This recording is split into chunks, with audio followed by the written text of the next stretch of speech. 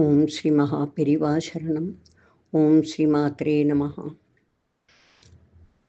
சதா பாலரூபாபி விக்னாத்ரி ஹந்த்ரி மகாதந்தி வக்த்ராபி பஞ்சாஸ்யமான்யா விதீந்திராதிமிருக்யா கணேசாபிதாமி விதத்தாம் ஸ்ரீயம் காபி கல்யாணமூர்த்திஹி.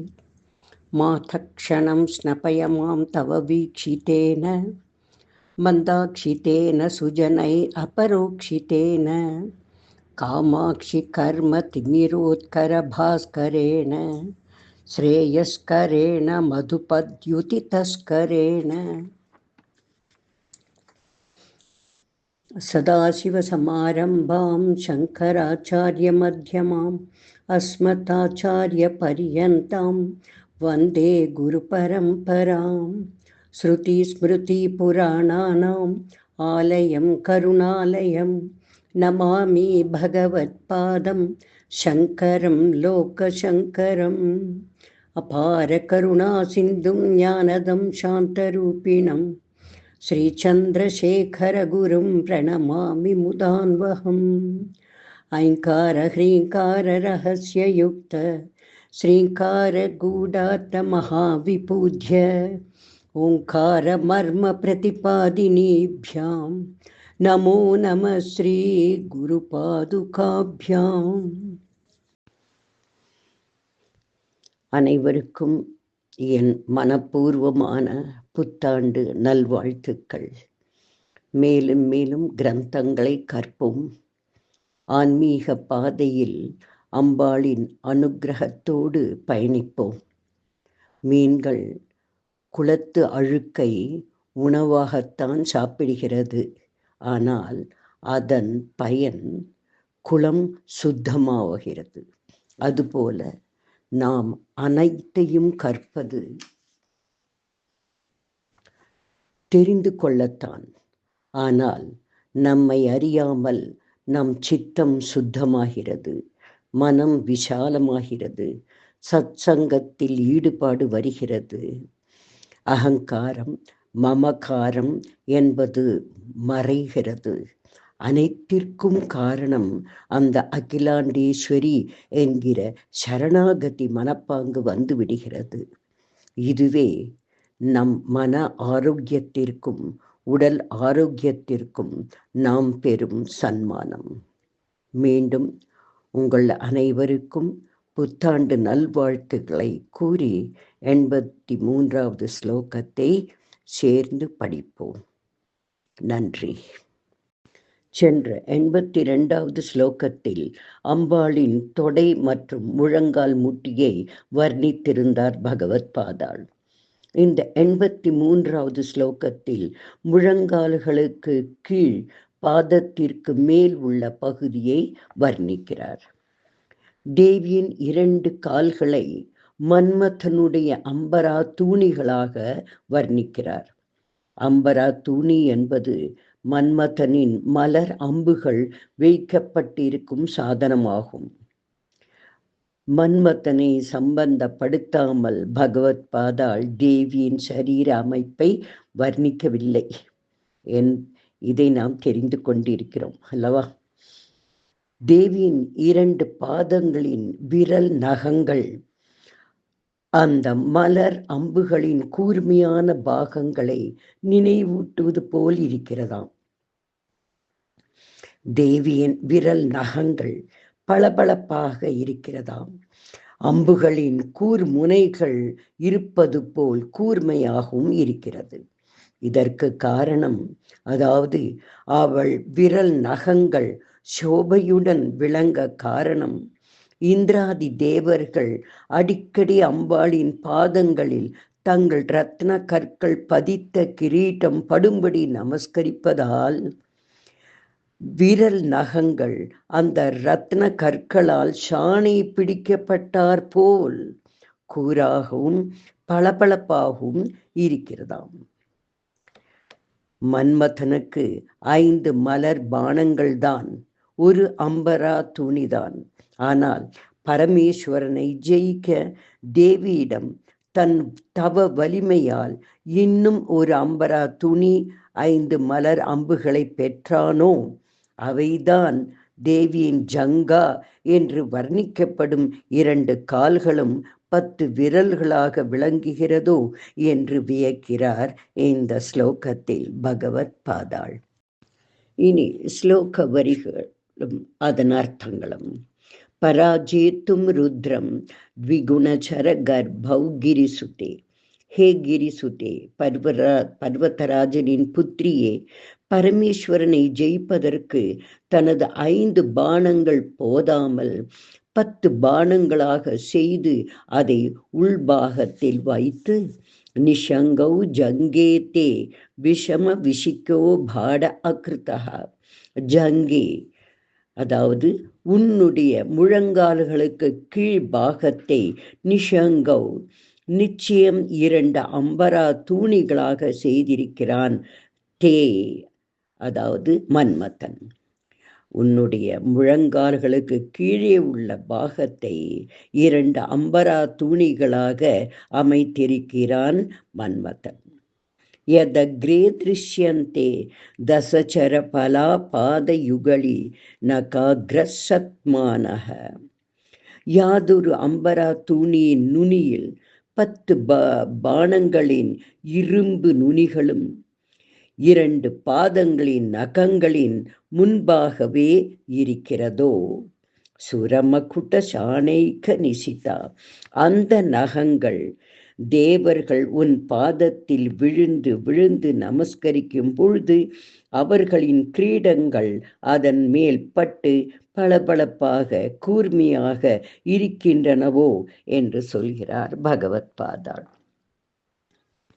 இயற்கையிலேயே அம்பரா தூணி போல் அழகான வடிவமுள்ள தேவியின் முழங்கால் பகுதிகள் கால் விரல்களின் நகங்களின் காந்தியை மன்மதனுடைய அம்பரா தூணிக்கும் கூரான மலர் அம்புகளுக்கும் உதாரணம் கூறி அம்பாளின் கால்கள் அழகை வர்ணித்திருக்கிறாள் பகவத் பாதாள்.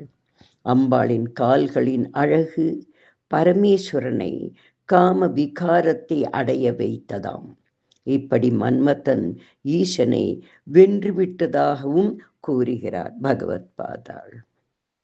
இந்திரகோப பரிக்ஷிப்த ஸ்மரதூனாப ஜங்கிகாயை நமஹா.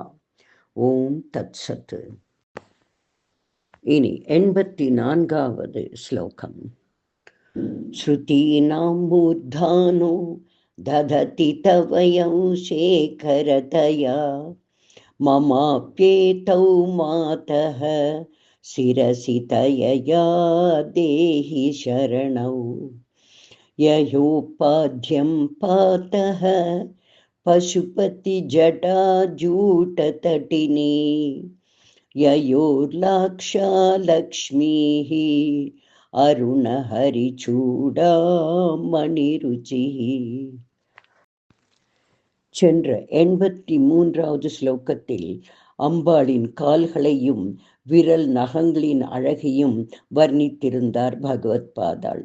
இந்த 84வது ஸ்லோகமும் அம்பாளின் திருப்பாதங்களையே வர்ணிக்கிறது. வேதத்திற்கு சிரசான உபனிஷத்துக்கள் தேவியின் பாதார விந்தங்களை ஆராதிக்கின்றனவாம். உபனிஷத்துக்கள் தேவியின் திருவடிகளை தங்களது சிரோபூஷணமாக கொண்டாடுகின்றனவாம். சர்வோபநிஷ்துஷ்குஷ்டா என்ற நாமத்தினால் இதை நாம் அறிகிறோம். தேவியின் பாத பூஜையின் பொழுது பரமசிவனது ஜடாமுடியில் இருக்கும் கங்கையானவள் அம்பாளின் பாதத்தை நீராட்டுகிறாளாம். மகாவிஷ்ணு தரித்துள்ள கௌஸ்துபமணியின் காந்தி அம்பாளின் பாதங்களில் பட்டு ஒளி மிகுந்த சிவப்பு வண்ணத்தில் நகங்கள் பிரகாசிக்கின்றதாம். இவ்வாறு மகிமையுள்ள திருப்பாதங்களை தனது சிரசிலும் வைத்து அனுகிரகம் பண்ண வேண்டும் என்று அம்பாளை பிரார்த்திக்கிறார் பகவத் பாதாள் இந்த ஸ்லோகத்தில். இனி ஸ்லோக வரிகளும் அதன் அர்த்தங்களும். ஸ்ருதீனாம் மூர்தானோ தததி தவயௌ சேகரதயா. ஹே தாயே, உன்னுடைய எந்த பாதங்களை வேதங்களுக்கு சிரசுகளாக விளங்கி வரும் உபனிஷத்துக்கள் சேகரதயா தலையில் அலங்கரித்து கொள்ளும் புஷ்பங்களாக மமாப்யேதௌ மாதக சிரசி தயையா தேஹி சரணௌ ஆக தங்களின் தலையில் அலங்கரிக்கும் புஷ்பங்களாக எந்த உபனிஷத்துக்கள் தரிக்கின்றதோ ஹே மாதே மமாபி ஏதௌ இந்த உன்னுடைய இரு சரணங்களையும் உன் குழந்தையான என்னுடைய சிரசி தயையா தேஹி சரணவ் தலையிலும் கிருபையினால் வைத்து அனுகிரகிக்க வேண்டும் தாயே என்கிறார். உபனிஷத்துக்கள் தங்களுடைய தலையில் அம்பாளின் பாதங்களை அலங்கார புஷ்பங்களாக வைத்து கொண்டிருக்கிறதோ அந்த திருப்பாதங்களை என்னுடைய சிரசிலும் வைக்க வேண்டும் அம்மா என்று பகவத் பாதாள் பிரார்த்தனை செய்கிறார். யயோ பாத்தியம் பாத்தக பசுபதி ஜடா ஜூட்ட தட்டினி எந்த உன் 2 சரணங்களுக்கும் பாத பூஜை செய்து வைக்கும் பசுபதி ஜடா ஜூட்ட தட்டினி பரமேஸ்வனுடைய ஜடாமுடியில் வசிக்கும் கங்கா நதி பாத பூஜை செய்வதால் புனிதமாகிறதோ யயோ லாக்ஷா லக்ஷ்மி அருணஹரி சூடா மணிருச்சிகி யாருடைய பாதங்களில் மருதாணியின் சோபையானது அருணஹரி சூடாமணி விஷ்ணுவின் சிரசில் அலங்கரிக்கப்பட்ட கௌஸ்துபமணியின் காந்தி உடையதாக இருக்கிறதோ அந்த திருப்பாதங்களை என் சிரசிலும் வைத்தருள வேண்டும் அம்மா என்று பிரார்த்திக்கிறார் பகவத் பாதாள். இப்படி தேவியின் பாதார விந்தங்களில் விஷ்ணு, பிரம்மா, பசுபதி உபனிஷத்துக்கள் நமஸ்கரிக்கிறார்கள். தேவியின் பாதத்தில் பட்ட நிர்மால்ய ஜலத்தை ஸ்வீகரித்து அனுகிரகம் பெறுகிறார்கள். இதை அறிந்து பகவத் பாதாளும் ஹே தாயே, உன்னால் சிருஷ்டிக்கப்பட்ட ஜகத்தில் நானும் ஒருவன். உன் குழந்தையான என்னுடைய சிரசிலும் உன் திருப்பாதங்களை வைத்து என் ஜென்மா முக்தி அடைய பூரண அனுகிரகம் அருள வேண்டும் என்று பிரார்த்திக்கிறார்.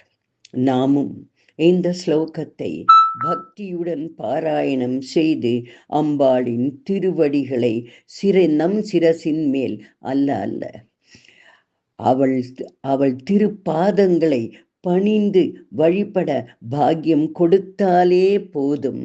அம்பாளின் அனுகிரகம் கிடைத்ததற்கு ஈடாகும் அதுவே என்று பிரார்த்தனை செய்து இந்த ஸ்லோகத்தை நாம் அனுதினமும் பாராயணம் செய்வோம். இதை செய்வதால் சகல வியாதிகளில் இருந்தும் விடுவிக்கப்படுகிறார்கள் என்று பலஸ்ருதி கூறுகிறது. ஓம் தத் சத்து. இனி 85வது பாடல்.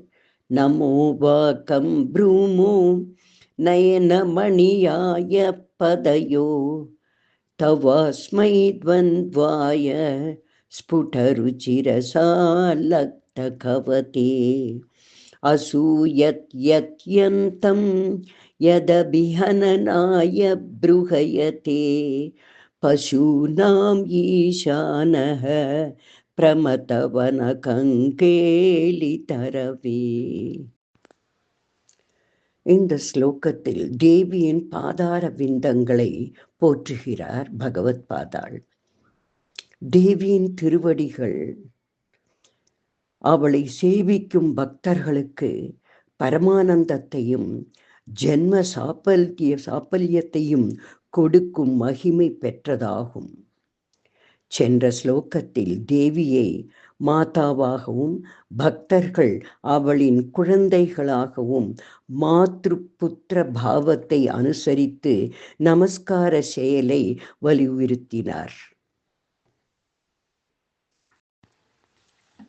இந்த ஸ்லோகத்தில் பகவத் பாதாள் ஸ்ருங்கார ரசத்தை பிரதானமாக வைத்து காமேஸ்வரனை தவிர மற்றவர்கள் அம்பாளை தூரத்தில் நின்று கொண்டு நமஸ்கார வச்சனத்தால் பூஜிக்க வேண்டும் என்று இந்த ஸ்லோகத்தில் கூறியிருக்கிறார். எங்கிருந்து அவள் திருப்பாதங்களை ஸ்மரித்து தொழுதாலும் சகல அனுக்கிரகமும் அம்பாள் அருள்கிறாள் என்பது நிச்சயம். இனி ஸ்லோக வரிகளும் அதன் அர்த்தங்களும். நமோ வாக்கம் ப்ரூமக நயன ரமணீயாய பதையோ. ஹே தேவி, உன்னுடைய கண்களுக்கு ஆனந்தத்தை கொடுக்கவும், கால்களுக்கு நமஸ்கார வார்த்தைகளான நமோ நமஹா என்று ப்ரூமக நாங்கள் சொல்கிறோம். தவ அஸ்மை துவந்த்வாய ஸ்புடருச்சிரசா லக்த கவதே. ஸ்புடருச்சிரசா லக்த கவதே, அதாவது உன் கால்கள் மிகவும் பிரகாசமாகவும் ஈரமான மருதாணியை கொண்டும் இருப்பதால் அஸ்மை துவந்த்வாய, இந்த இரண்டின் அழகையும் நான் நமஸ்கரிக்கிறேன். அசூயதி அத்யந்தம் யதபி ஹனனாய ப்ருஹயதே பசூனாம் ஈசானஹ பிரமதவன கங்கேலி தரவே. தேவி, உன் உத்தியான வனத்தில் பிரமதவன கங்கேலி தரவே, அதாவது அசோக விருட்சங்கள் நிறைந்து இருக்கின்றன. நீ அவ்விடத்தில் பரமேஸ்வரனுடன் விளையாட போகும் பொழுது உன் அழகிய இரு பாத ஸ்பர்ஷம் ஏற்பட்டு புஷ்பிக்க வேண்டும் என்று ஆசையுடன் அந்த அசோக மரங்கள் எதிர்பார்த்து ஆவலுடன் காத்திருக்கின்றன. இதை கண்ட பரமேஸ்வரனுக்கு அந்த விருட்சங்கள் மீது ஏற்பட்ட பொறாமையினால் உன் அழகான இரு பாதங்கள் அந்த விருட்சங்களை தொட்டுவிடப் போகிறதோ என்று உன்னை அணைத்து கொண்டு அதன் மீது படாமல் உலா வருகிறாராம். அசோக மரங்களின் மீது ஈஸ்வரனுக்கு பொறாமை வருகிறதாம்.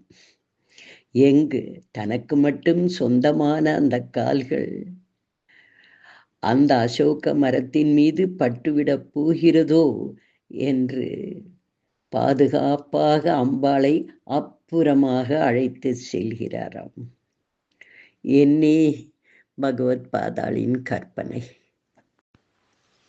அதாவது தேவியின் பாத ஸ்பர்ஷ சம்பந்தம்